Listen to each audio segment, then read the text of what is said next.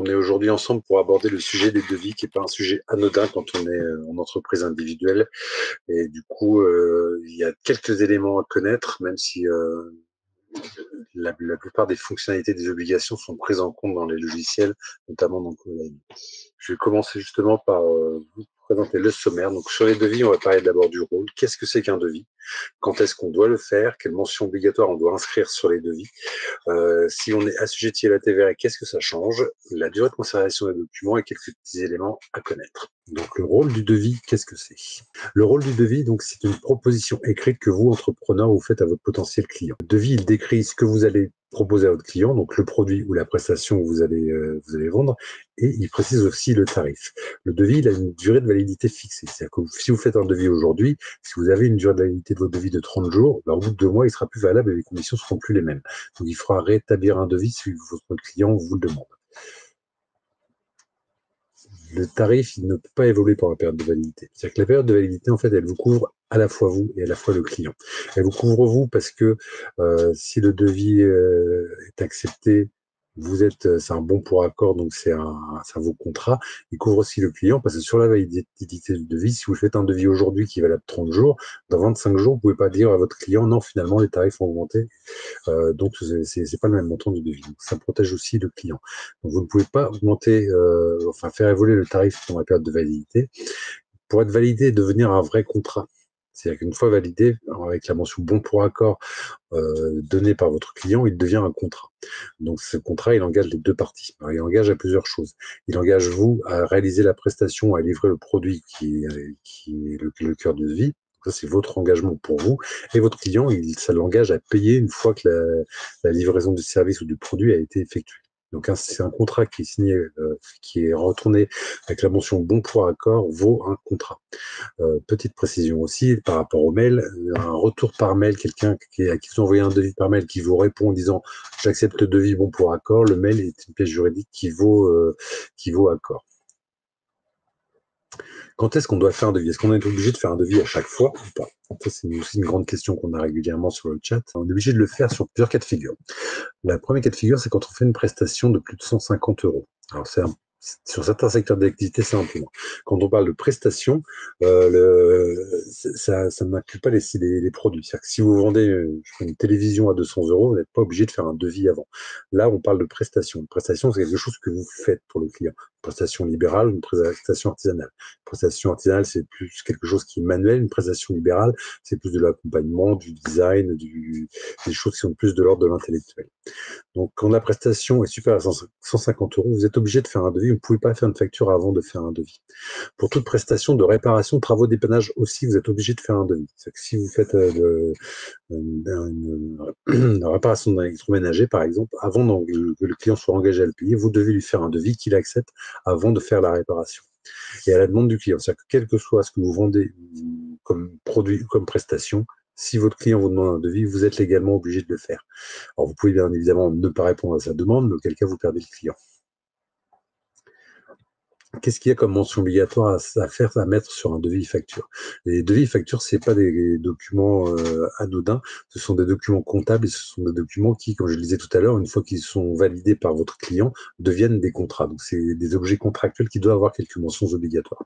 Parmi ces mentions obligatoires, on vous les a toutes listées, il faut un numéro unique. C'est-à-dire que le numéro unique de Coal AME, le numéro unique de votre devis, vous pouvez pas faire deux devis avec le même numéro. Et en plus de ça, il faut que les numéros se suivent sur une suite ininterrompue. C'est-à-dire que si votre devis d'aujourd'hui, il a le numéro 1, le prochain que vous faites aura forcément le numéro 2. Vous ne pouvez pas dire je fais le 1 aujourd'hui, le 3 demain et le 2 après-demain. Ça, c'est pas possible, il faut que ça se suive sur l'ordre chronologique aussi. Il faut aussi qu'il y ait de figure sur le devis la date de rédaction du devis, l'identification du vendeur, donc le vendeur, c'est vous, donc avec votre nom, votre adresse, votre numéro SIRET, si vous êtes des professionnels, et depuis 15 mai, la mention EI ou entreprise individuelle qui doit apparaître sur vos devis et factures. Cette mention-là, donc, elle est obligatoire depuis le 15 mai 2022. Il faut aussi l'identification de l'acheteur, parce que pour que la personne puisse valider le devis, que ça devienne un contrat, il faut que les deux parties soient identifiées. Donc, il faut le nom et l'adresse de l'acheteur à minima. Si c'est un professionnel, son numéro SIRET, c'est bien aussi. Il faut aussi qu'il y ait la date, la durée et le lieu de réalisation prévu quand c'est une prestation. Quand vous vendez une télévision, par exemple, vous n'êtes pas obligé de mettre la date de livraison, et encore, ça peut être une bonne idée. Mais par exemple, là, le lieu de la réalisation n'est pas forcément évident. Si c'est une livraison à domicile, c'est assez logique que ce soit chez la personne. Par contre, sur une prestation, vous devez préciser dans votre devis à quelle période vous allez intervenir, sur combien de temps vous allez intervenir et où vous allez intervenir. Si vous le faites chez vous parce que vous avez une activité, par exemple, qui peut se passer en télétravail, genre, je sais pas, de l'accompagnement ou du graphisme, des choses de cet ordre-là, ou si c'est en clientèle, si c'est une réparation, par exemple, si vous réparez une chaudière, vous allez réparer la chaudière chez votre client. Il faut aussi un descriptif détaillé du prix, un détail de ce que vous vendez et le prix. Il faut une durée de validité du devis. La durée de validité elle est importante pour les notions que je vous donnais en préambule, à savoir qu'un devis qui est dans la durée de validité ne peut pas être modifié. Donc, il faut absolument qu'elle soit précise dans le devis. Et il faut des informations sur la TVA. A priori, quand on est micro-entrepreneur, de base, on n'est pas assujetti à la TVA. Quand on dépasse certains seuils, on peut devenir assujetti à la TVA. Quand on n'est pas assujetti à la TVA, il faut mettre sur tous vos devis la mention non assujetti à la TVA, article 293B du CGI. Ça stipule que votre devis est légal, même s'il n'y a pas de mention de TVA. Si vous êtes assujetti à la TVA, on verra ça un petit peu plus loin dans la présentation. Un petit peu plus loin, c'est même maintenant. Assujetti à la TVA, qu'est-ce que ça change? Quand on est assujetti à la TVA, les mentions obligatoires restent les mêmes, si ce n'est les mentions de TVA. C'est-à-dire qu'au lieu de ce fameux article non assujetti à la TVA, article 293B du CGI, vous devez remplacer cet article-là par numéro de TVA intracommunautaire, qui est un numéro qui dépend de votre numéro SIRET. Il faut aussi faire apparaître les montants non plus uniquement le montant de vente, mais le montant hors taxe et le montant de la TVA appliquée. C'est-à-dire que si vous vendez par exemple un produit 100 euros hors taxe, vous devez préciser 100 euros hors taxe, une TVA à 20% par exemple, donc vous mettez le taux de TVA et le montant de la TVA, qui sera 20 euros, 60 euros hors taxe. Donc ça, c'est des choses qui sont à rajouter quand on est assujetti à la TVA. Petit digression sur la TVA, j'entends beaucoup de micro-entrepreneurs qui refusent d'être assujettis à la TVA et qui du coup s'empêchent de travailler parce qu'ils approchent des seuils. Ça se gère très bien, la TVA, ça fait un certain impact sur le prix de vente de vos articles ou de vos produits, mais ça se gère très bien, notamment avec Colame, on gère ça assez facilement. Et il ne faut pas avoir peur de la TVA, c'est quelque chose qui est juste une étape complémentaire à l'évolution de votre entreprise. Donc, si vous approchez les seuils de TVA, ne vous privez pas de continuer à pédaler pour arriver à la ligne d'arrivée. Les conservations des documents, les devis et les factures, comme je vous disais, ce sont des documents à la fois comptables, mais aussi des documents contractuels pour les devis qui sont acceptés par vos clients. Les devis doivent être conservés 10 ans à partir de la date d'émission. C'est-à-dire que si vous faites un devis aujourd'hui, vous devez le garder jusqu'au 27 septembre 2032. Donc, si vous ne faites pas si vous avez un contrôle, vous n'êtes pas en mesure de présenter à l'administration qui vous contrôle l'ensemble des devis des 10 dernières années, vous risquez une amende de 1 500 à 25 000 euros. Donc, c'est pas anodin. Ça peut coûter très, très cher. Donc, moi, je vous invite à être très attentif à ça. Le stockage, il peut se faire de plusieurs manières. Vous pouvez faire un stockage physique dans des classeurs chez vous rangés, ou alors vous pouvez le faire aussi sur un stockage numérique, donc en ligne directement sur le cloud, donc sur un Google Drive ou sur des applications comme Colame qui permettent de faire vos devis factures, mais aussi du coup de les conserver. Ces stockages physiques, ils doivent absolument être sur des serveurs qui sont établis en France. Donc ça, je vous invite à vérifier si les serveurs que vous utilisez sont bien en France. Du coup, ce qui exclut un petit peu Google Drive. Quelques éléments à savoir aussi.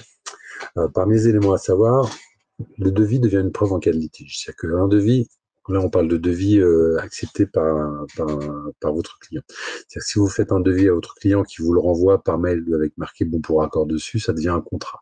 Donc le contrat, il vous engage vous à respecter vos engagements, mais votre client à respecter ses engagements aussi de paiement.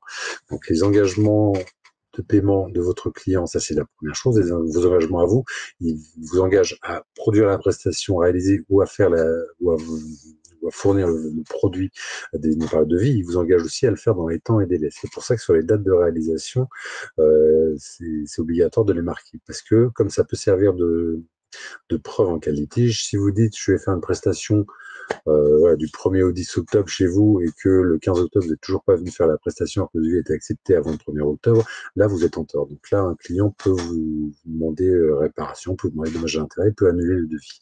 Voilà. Donc un client il peut aller annuler le devis à plusieurs conditions.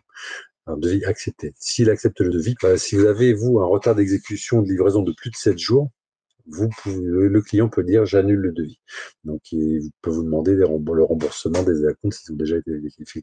Ça, c'est quelque chose qui est votre responsabilité. Vous vous êtes engagé à quelque chose, vous n'avez pas assumé vos responsabilités par rapport au délai et aux dates d'exécution que vous aviez prévues dans le devis. Vous êtes en faute, donc le client peut annuler le devis et vous demander remboursement d'un acompte s'il y a eu acompte. S'il y a un événement organisé par vous, alors événement organisé par vous, on entend par là quelque chose qui est de votre fait, qui a fait que le devis n'est plus valable. Je n'ai pas d'exemple à vous donner, mais si vous avez la responsabilité d'une modification de devis implicite. Voilà. Et le démarchage à domicile. Alors, le démarchage à domicile, si vous êtes démarché à domicile ou si vous démarchez à domicile, il faut savoir qu'un devis accepté peut être annulé 14 jours après le démarchage, après le lendemain de la date de validation du devis. Donc, si vous, en tant que travailleur, vous allez chez les clients, vous leur faites signer un devis chez eux, ils ont 14 jours à partir du lendemain du jour où vous êtes passé pour dire, tant finalement, je refuse le devis et ils ne sont pas attaquables à ce niveau-là.